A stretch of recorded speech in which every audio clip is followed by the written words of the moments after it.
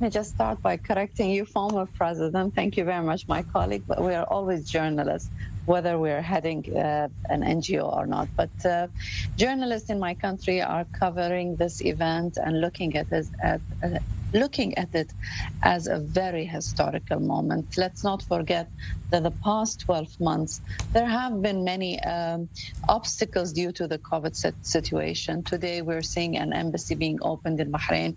We're seeing the arrival of the first Gulf Air commercial flight at Ben Gurion Airport. And I think all these steps tell us that with more agreements being signed today, with the embassy being opened in Bahrain today, I'm sure that these are great steps being taken forward since the Abraham Accords were signed a year ago. Absolutely. It's a lot of concrete developments finally coming together. But along those lines, unlike the United Arab Emirates, for example, there's been a lot of coverage of the developing ties and tourism and different sectors. We're still wondering a bit what types of relations are forming between Israel and Bahrain. Where does it seem the effort is initially here? During the past 12 months, we have seen the signing of many agreements, especially when it comes to the medical field and the banking sector. But I understand today that there are 5 agreements that are being signed. Now, on the government level, I see that the steps that were taken were very fast steps, and we will see them materialize as COVID is ending in the world. Having all those agreements signed in the field of aviation, having those, seeing those agreements signed and being materialized will show us the result of the Abraham Accords and the results of these agreements. But I think, again, COVID was one of the reasons why we did not see it materialize with our own eyes. And I'm sure that these agreements, when signed during the past 1 year, on the government level, there have been many arrangements made. But what I'm looking forward now to is actually the Gulf Air flight that landed in Tel Aviv today. It's a signal of the start of warm relations.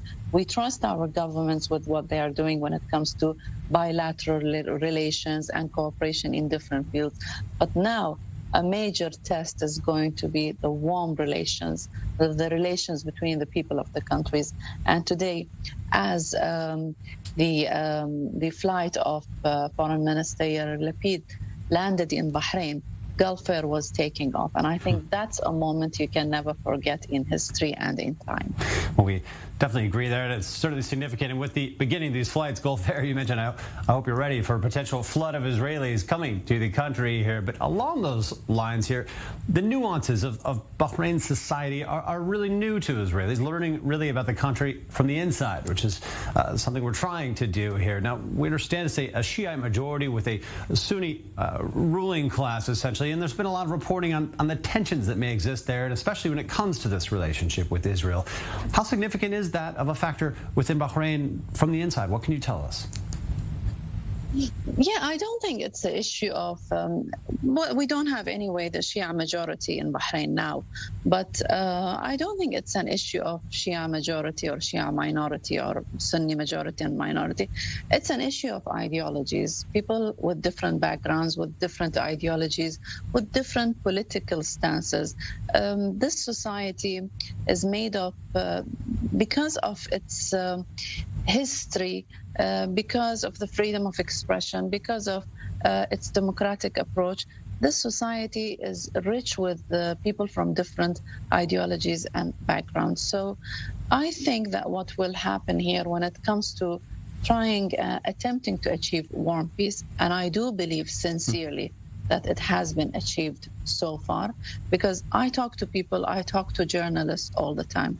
When you see journalists write about that wholeheartedly, it says that journalists believe in the peace process. Now, I'm not talking about stories, and we are journalists and we cover and we publish. I'm talking about writers, columnists. These are opinions. That lead the public.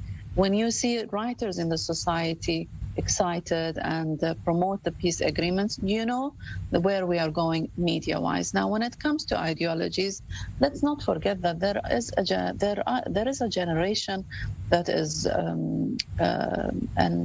how to describe them.